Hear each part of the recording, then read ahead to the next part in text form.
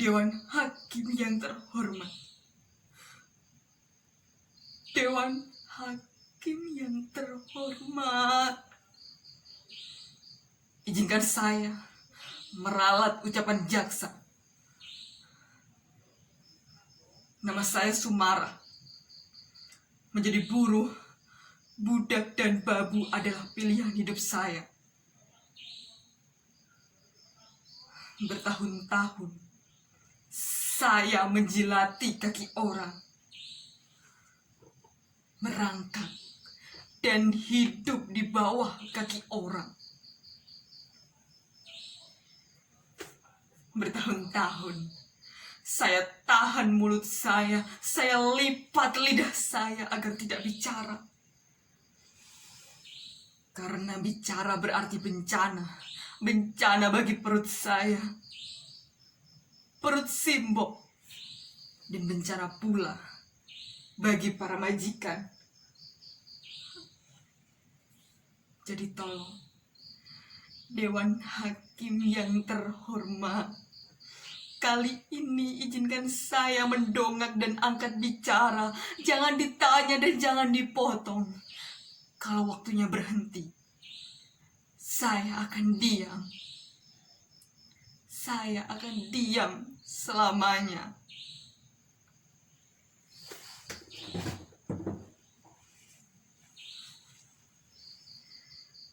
Sejak kecil, saya tidak pernah berani mendongakkan wajah.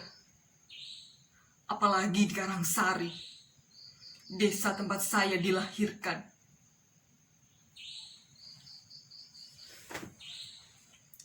Pak Kasirin, guru madrasah saya, pernah menerangkan, pembunuhan para jenderal itu dilakukan oleh sekelompok orang-orang yang kecil yang tergabung dalam organisasi PKI.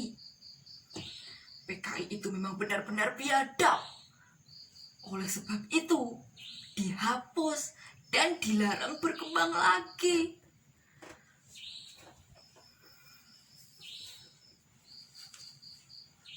Saya mendengarkan penjelasan Pak Kasiri dengan seksama sambil membayangkan betapa kejamnya orang-orang yang telah membunuh para jenderal itu. Namun tiba-tiba saya mendengar suara dari arah belakang.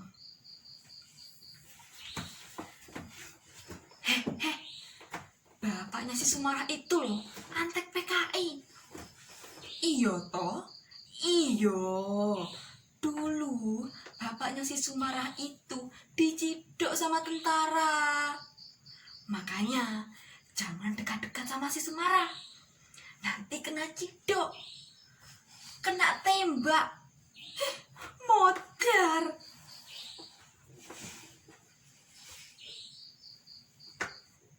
Bagai disiram air panas. Sakit sekali hatiku mendengarnya. Rasanya nyeri sekali. Kata siapa bapak saya PKI?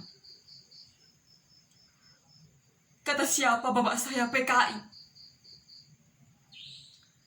Kata siapa Suliman PKI?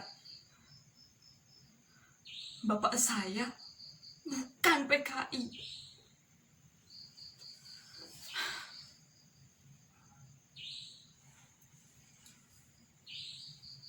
Memang benar ucapan Simbok.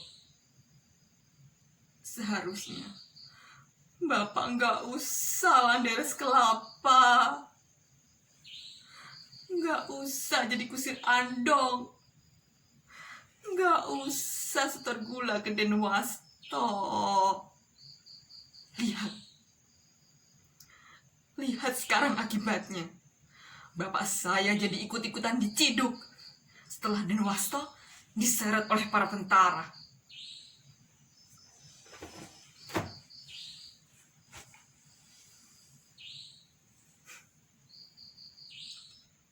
Suatu hari, saya bekerja bersama juragan beras.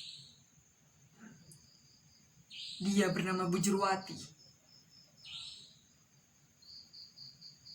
Dari bekerja disitulah saya berkenalan dengan seorang lelaki yang kemudian saya jatuh cinta padanya. Dia bernama Mas Edi. Dia seorang tentara. Cinta saya semakin bersemi manakala saya tahu kalau Mas Edi juga menaruh hati pada saya. Rasanya hati saya melambung sangat tinggi. Namun untuk kemudian kembali terdepak, jatuh ke dalam jurang yang sangat curam. Saya tidak bisa melanjutkan hubungan saya dengan Mas Edi. Saya tidak bisa menikah dengan Mas Edi. Mas Edi mundur teratur manakala dia tahu sejarah keluarga saya. Bagi seorang tentara, haram jadah hukumnya menikahi wanita seperti saya.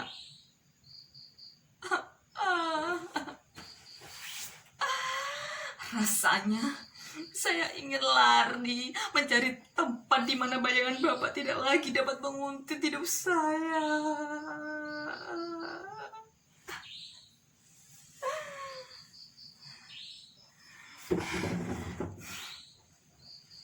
Akhirnya, melalui perantara seorang calo, saya mendaftar menjadi seorang TKW. Segala syarat telah saya penuhi, mulai dari kantor kelurahan, Depnaker, biotenaga kerja, kantor imigrasi, dan segala tetek bengeknya, yang ternyata itu semua sangat panjang sekali.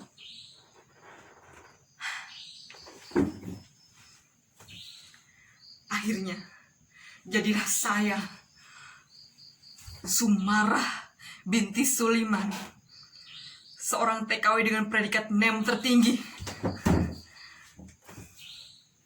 menjadi budak di negeri orang.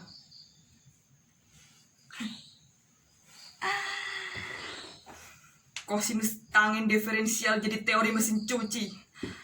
Archimedes jadi teori menyetrika baju. Dikotil monokotil jadi irama kain pel. Teori berpidato jadi ocehan para majikan.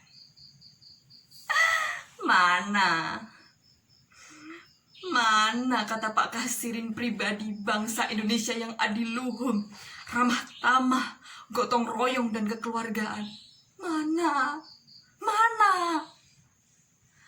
Ternyata segalanya hanya bisa dibeli dengan uang. Pak Hakim,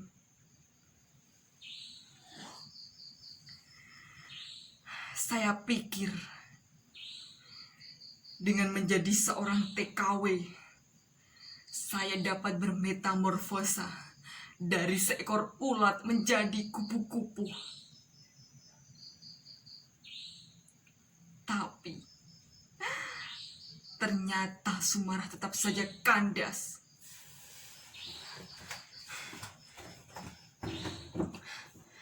Di balik jubah-jubah para majikan saya, di balik cadar-cadar para majikan saya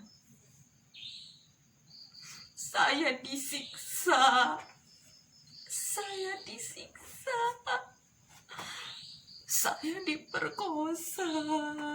diperkosa.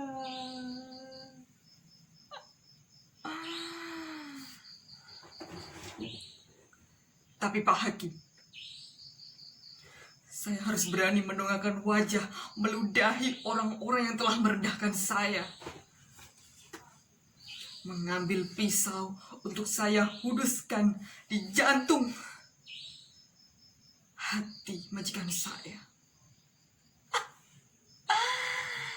Majikan itu saya bunuh, Pak Hakim.